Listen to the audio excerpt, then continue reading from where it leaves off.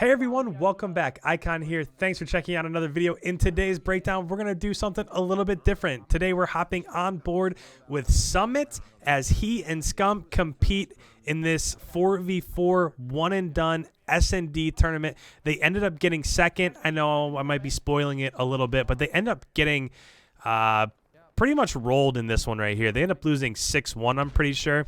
So this one's going to be a little bit different because obviously this isn't a competitive map, but I do want to try to break it down for you. And a lot of the stuff that we'll be talking about here is just typical search and destroy stuff. I will also let you listen into their communications a little bit so you know exactly what they're doing. But that move right there by Summit was probably one of the worst things that you could do. You really can't just run up to a big choke point like that and then just sprint across the middle of the door. If you do that, you're probably going to die. If I was on offense here, I would probably take it through hallways in the middle of the map, just because if you have SMG play like Scump, if you're playing a tournament like this and you have Scump on your team, you probably want to try to enter those buildings from those middle alleys, but that's just a thought.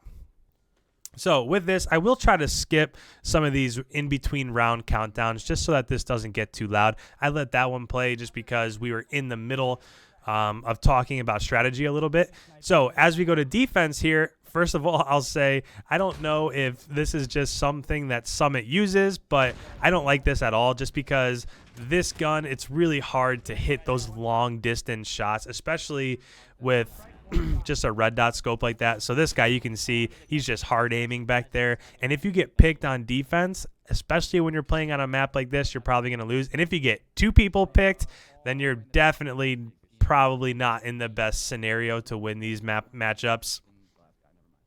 So looks like if you look at the top middle of your screen, it's 2v1. There's only one person left on their team, and they're holding the B bomb. So if this dude is back holding the B bomb, that means A is wide open. So obviously if you could push up into A and get that planted, then you're probably going to have the advantage. Now, what stings for this dude is that he has to come back through this back choke point, and of course, that's where they're going to be expecting him to come from. This guy does not look like a very good player. The last thing that you would want to do is go in that doorway and not check your left corner just because you'd expect them to be pushed up there. So interesting move there, but they're down 0-2, so now we're going into the third round. It looks like Summit switched it up a little bit. Now he has an SMG, and they are hitting this mid route. So again, this is exactly what I talked about. I haven't seen this other than like the last 1 or 2 rounds. So I do think that this is the best option. You can see Crowder, he also has an SMG. So 2 went down in the kill feed. So now it's 4v2. It looks like they're pushing back towards A now. Now, this is another one. The reason why you want to push through halls is because you can get in through that doorway right there that Summit just jumped through. So you're not necessarily just stuck in that one choke point. You can get in through another one. And the last thing you want to do is go towards B. You want to avoid B bomb in this as much as you possibly can. Let's go ahead and skip ahead a little bit. We're back on defense, 4v4 again. Summit gets hit by a nade. Looks like the other team is also pushing mid here.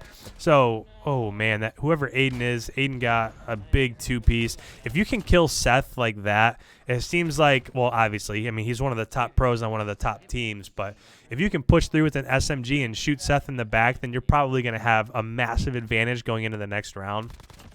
So good plays out of this team. So Aiden got a 2-piece and Tupac got a 2-piece. So good plays there. As we go ahead and fast forward again, looks like they're going back towards A again. Again, I don't like this approach because you know somebody's going to be watching it, like right there. So that's a good point. So if you're playing search and destroy and you get a shot like that, so if you wound somebody who's sniping in the back, you have to take that opportunity and push in. So that's when you would have wanted to be aggressive. The last thing you want to do is back up like Summit just did right here, because if you back up, that person's going to have time to recover, and then now they can peek back out and they have the advantage again. So if you get somebody wounded, you want to try to push up right away just so that you can take advantage of map control. That nade probably went off right in the middle. It looked like it hit those rafters that were up above. But it is 3v2, so they do have a man advantage. Looks like the other two, the bomb, yep, and Scump are right in that hallway that's right outside. So bomb is pushing forward, and now you want to looks like it. So this is exactly what you want to do. As they come in, you want to push together. That wasn't necessarily together, but all three of them did come in. That first person got picked, and it looks like Seth got a kill. So they have a 2v1. I believe they end up losing this 6-1, and they've already won a round. So So Summit, oh man. So Summit got picked and then Scump got picked. So that's how they went down 4-1. Summit should have just put that bomb down. I don't know why he really stopped, but man, good shot. I don't know how that hit there, but good shots out of that guy nonetheless.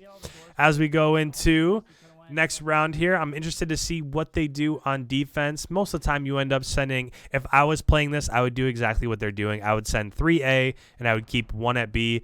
If they did push through B, obviously that person at B would get overran, but since there's only 1 choke point there, it would probably be sufficient with just one person holding it. As we watch this here, this is a little bit aggressive.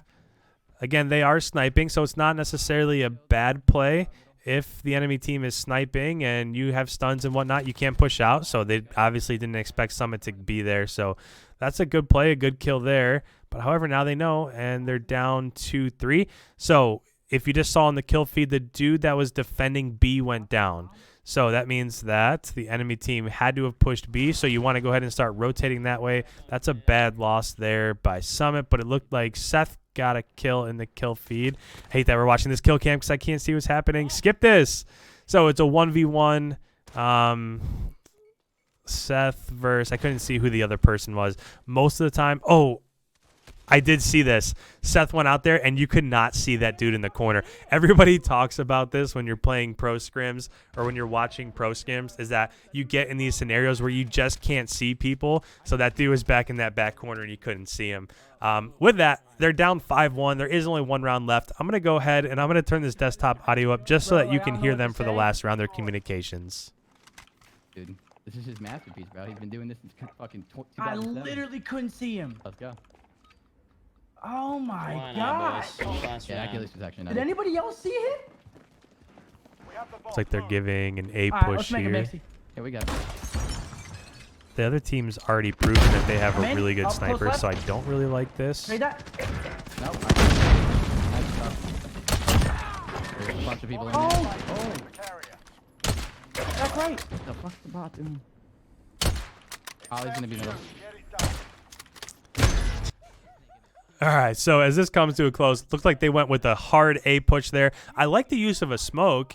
I don't know why they didn't use smokes all the time. I can't wait for competitive Call of Duty because with the addition of smokes, it's going to remind me a lot of CSGO. So you can smoke off different lanes and push through it.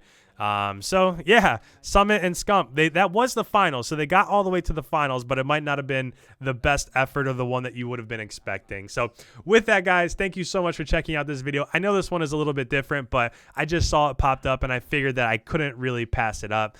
I love watching Summit stream and then with Scump. So that's a great combination there to watch. So if you're new around here, make sure you hit that subscribe button. Normally I'm breaking down pro games. So like Huntsman versus Mutineers or Empire versus FaZe or something like that. So normally I'm breaking down those maps, but if this is the first that you're watching me, go check out some of those other videos. I think that they're pretty interesting. So again, thank you guys so much. Make sure you hit that subscribe button. Don't head out on your way without leaving a like. And with that, I'll catch you in the next one. We'll see you.